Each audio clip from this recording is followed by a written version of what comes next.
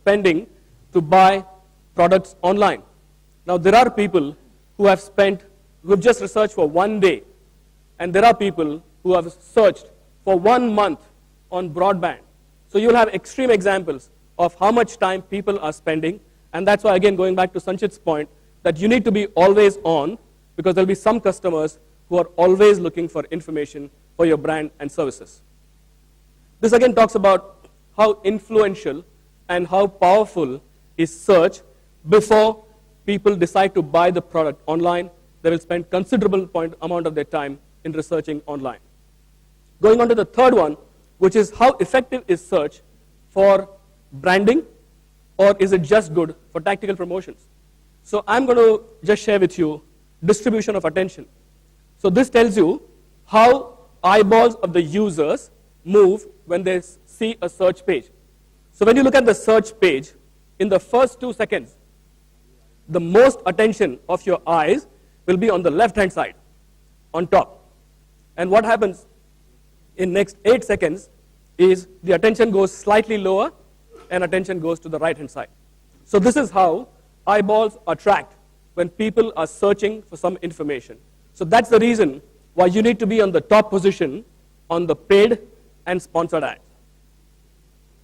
So there was a research to find out so there were 3 audiences.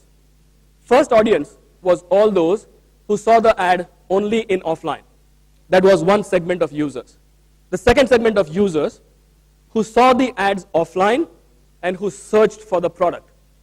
And the third set of people were those who saw it offline, searched for it, and clicked on the ad to go to the site. And the hypothesis was the third segment of customers were the most profitable for you, and there were 5 things that were measured for it in terms of awareness, recall, preference, and brand image. So let's look at the study findings.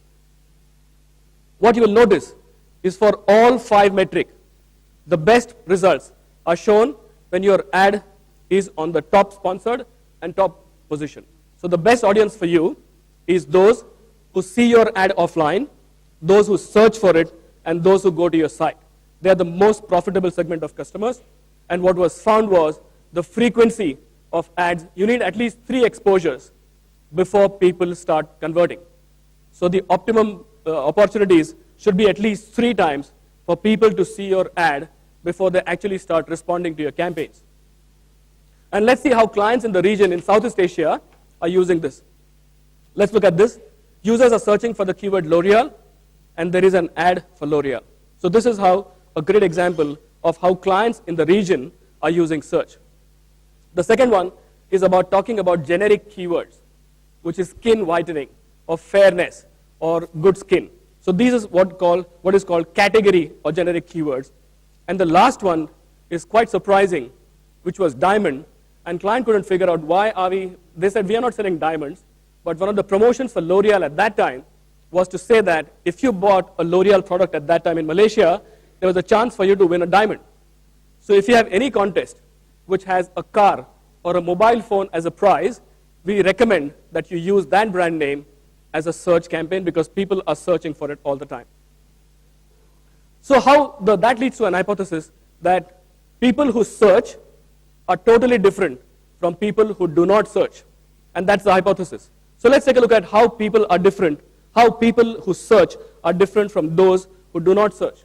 And the first one is people who search tend to be younger and more affluent. So that is the first highlight of people who search. The second one is they're likely to purchase products online after they purchase. Also, they are likely to spend about more money in terms of their online and offline spends, and they're also likely to buy more new products and categories. So it all goes to prove that people who search in terms of their online and offline behavior are totally different from those who do not search, and they're more evolved. Going on to the next one, which is content targeting. And how can content targeting help you to extend the reach for your brand? So let me just highlight what content targeting is. So imagine you're reading an article on about dry skin. So we don't know the age and gender of the user. All we know is the user seems to be interested in or seems to have a problem of dry skin. And therefore, on such pages, there is a text ad normally, which is highlighted here. And a lot of publishers allow us to put even a display ad. So it's a banner. So this is called Google Display Network, where publishers allow us to share our ads on their pages. So this is the power of Google Display Network, and that is why it's giving more results, because what you search and what you read is what you are.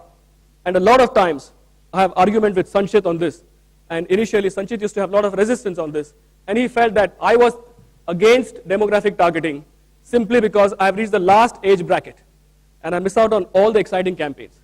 But the reason why I like content targeting is because it's psychographic targeting, it's behavior targeting, and then it allows you to reach out to all the users who are not searching actively, but who are interested in a topic. So I wanted to show you, like Sanchit mentioned, there are 3 things that you can achieve in a search campaign: defend your territory, expand your territory, and conquer the competition. So these are the 3 things that you should do, and we will work with Sanchit and team to give you keywords which will help you to defend, expand, and conquer. So this is something that is the basic search strategy. And why do you need all the keywords? Because the reach that you have by expanding your keywords is close to 2,000 times more than what you would otherwise have. Going on to the last few sections is how can you use YouTube or online to extend the life of TVC? I don't think I have time to share the TV commercials, but I'm sure you would have seen this in Indonesia. It's a TV commercial about a young boy who gets into the class late, and therefore he pops in a Mentos. He gets a brilliant idea. I'm sure you would have seen this. But what was brilliant by the agency who worked on this, they actually produced a call center. They created an online call center, and whenever you had any problem in life, you would go to the Mentos helpline and ask them a question. I mean, I wish life was that simple, that you pop in a Mentos and you get answers like that. But the fact is, they engaged the target audience, and they started involving the target audience to extend the life of a TV commercial beyond 30 seconds to something that connects with your target audience and their life situation. Later on, I want you to go to YouTube and search for a keyword which is called blend your adventure. This is a great way